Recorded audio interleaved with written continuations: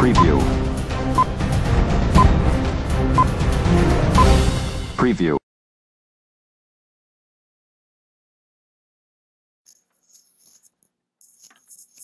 Are you serious? I mean, are you serious? Are you serious? Are you serious? I'm going to say it again because I can't even hardly,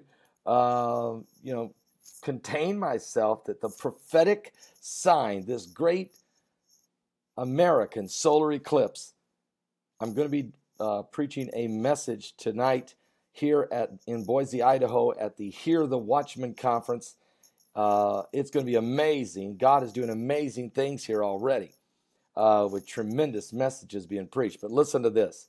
This total solar eclipse is going to go through 7 Salems across America. 7 towns by the name of Salem. It starts in Salem, Oregon, and goes through the country, crossing 14 states, including 5 state capitals, but 7 cities by the name of Salem.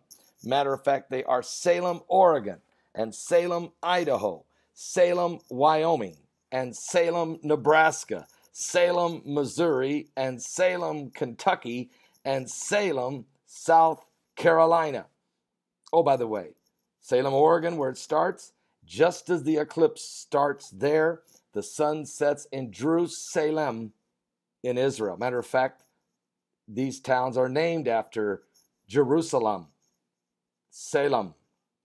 And 7 Salems will be in the path of this great American eclipse. And here's what the Bible says when referring to a solar eclipse. Unbelievable. If you go to Joel 3, this is just a little nugget that I'm going to share with the audience tonight. But it says in Joel 3, verse 14, multitudes in the valley of decision. Oh, by the way, the 70-mile wide path of this solar eclipse is called the valley.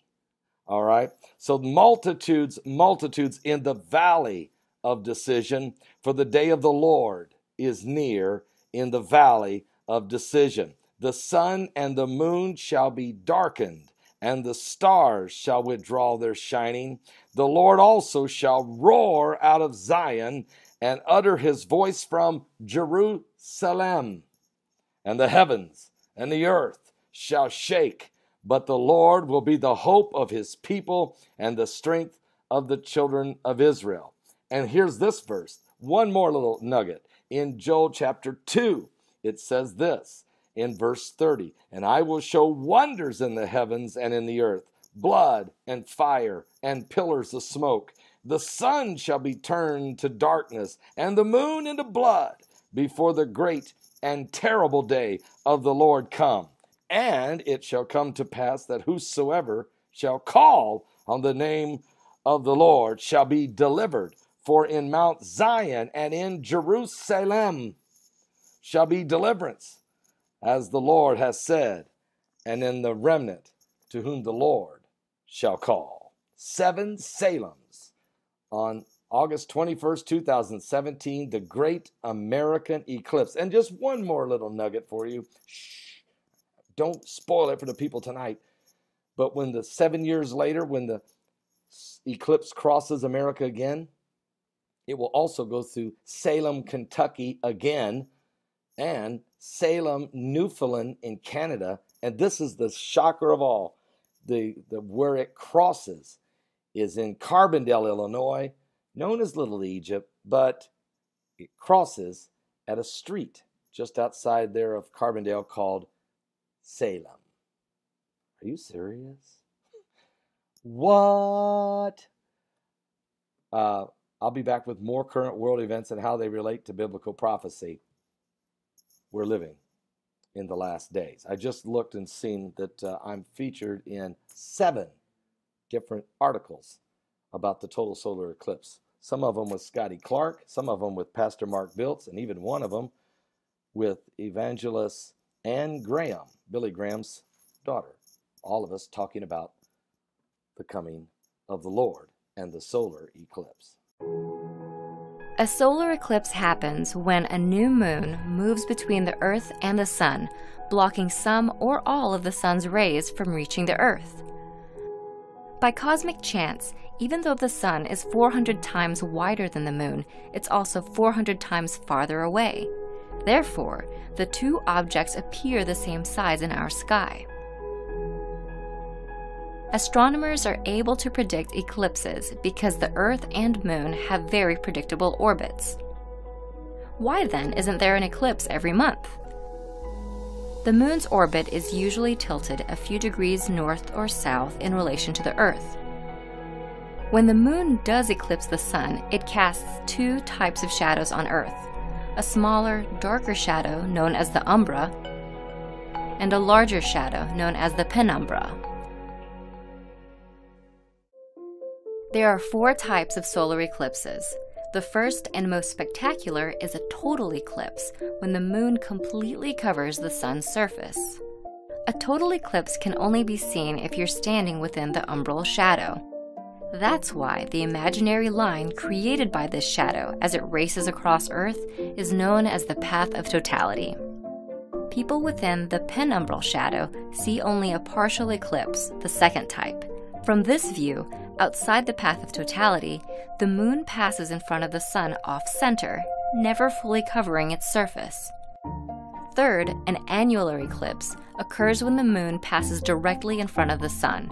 However, unlike a total eclipse, the Moon appears too small to fully cover the Sun. The Moon's orbit is elliptical, so sometimes it's closer to Earth and sometimes it's farther away. Last, a hybrid eclipse is when the Moon's position between the Earth and Sun is so finely balanced that the curvature of the Earth plays a role. The Moon will be farther away from some parts of Earth along the eclipse's path, resulting in an annular eclipse. In other parts, the Moon will be just close enough to fully cover the Sun, resulting in a total eclipse. While a total solar eclipse happens somewhere on Earth every year or two, any given point on Earth experiences the event only about once every 400 years. We interrupt this video for an important safety announcement. Looking directly at the Sun, even during an eclipse, can cause permanent eye damage. Fortunately, there are ways to enjoy an eclipse safely. The easiest is to use certified eclipse-watching glasses, which are shaded thousands of times darker than typical sunglasses. You can also look at the eclipse indirectly by making a pinhole viewer. Simply poke a small hole in a piece of cardboard. Hold the cardboard up to the Sun, allowing the Sun's image to be projected onto a flat surface. Be sure to look only at the surface and not through the cardboard. Just before the Moon completely covers the Sun, low-lying valleys on the Moon's edge will be the only spots that sunlight continues to pass through. These remaining brilliant shafts of light, known as Bailey's beads, will disappear one after another. And finally, a single bead of light remains, known as the diamond ring, signaling that you're just seconds away from experiencing totality. Once the last bead disappears, and the Moon completely covers the Sun's surface, the view through your eclipse glasses will be pitch black. Totality achieved. At this point, none of the Sun's rays are reaching your eyes, and it's the only time that it's safe to take off your glasses. Remember to put your eclipse glasses back on before any of the Sun's rays start to peek through again. Any sunlight reaching your eyes, even for a few seconds, can cause serious damage. While an eclipse can last a few hours, totality typically occurs for less than 3 minutes. Animals and plants have also been known to alter their behavior during a total eclipse. Songbirds may stop singing, crickets may start chirping, and flowers may even start to close up.